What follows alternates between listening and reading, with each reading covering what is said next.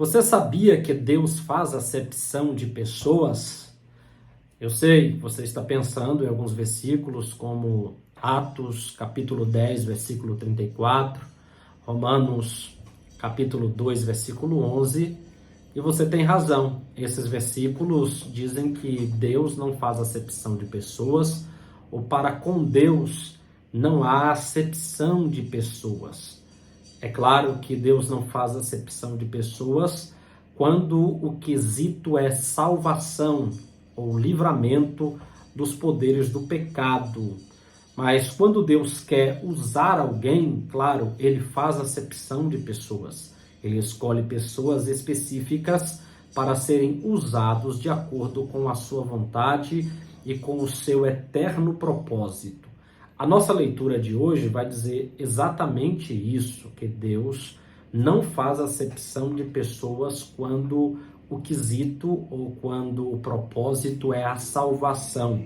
Em Atos 10, 34, diz assim: E abrindo Pedro a boca, disse: Reconheço, na verdade, que Deus não faz acepção de pessoas, mas que Ele é agradável àquele que, em qualquer nação, o teme e faz aquilo que é justo. Então note que a argumentação de Pedro é que Deus não faz acepção de pessoas. E o contexto destes versículos é o capítulo 10 do livro de Atos dos Apóstolos, onde Deus quis salvar o centurião Cornélio. E a Bíblia diz que Pedro, ao chegar em sua casa, como direcionado pelo Espírito de Deus, pelas pessoas que foram enviadas por Cornélio, por conta da visão que ele teve do anjo do Senhor. E ali, o apóstolo Pedro, quando chega em sua casa, Cornélio, que era um gentil, diz a Bíblia que ele estava cheio de reservas, alguns judeus que foram com ele da mesma forma. No entanto, quando Pedro está se dirigindo a Cornélio, está falando os versículos que agora acabamos de ler, ele vai avançando na sua argumentação.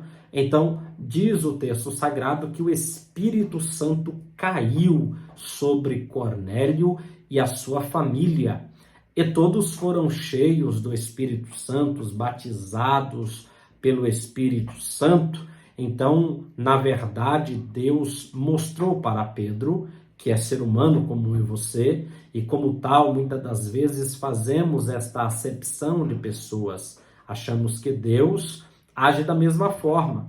No entanto, o Deus Todo-Poderoso provou para Pedro que, no quesito salvação, todas as pessoas estão eleitas para que sejam salvos, ou para que sejam salvas.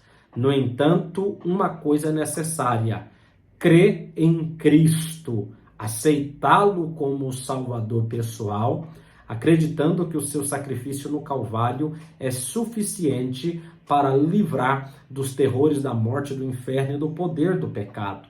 É por isso que em Atos, capítulo de número 3, nós vemos o apóstolo Pedro pregando a palavra, capítulo 4, melhor dizendo, ele pregando a palavra e dizendo que aquele que crê em Cristo será salvo, pois nenhum outro nome há dado entre os homens pelo qual devamos ser salvos.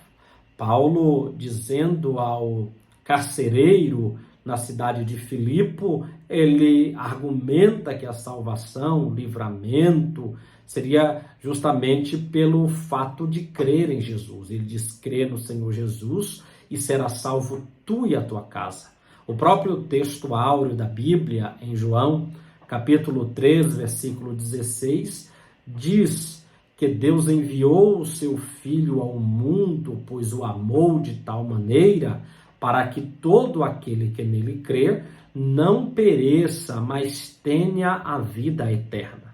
Quer ser salvo, quer desfrutar da eternidade com Deus e com Cristo, crê em Jesus Cristo de todo o seu coração e assim você será salvo. Que Deus abençoe você. Não deixe de se inscrever no canal Didaquê e compartilhar esse vídeo com no mínimo uma pessoa.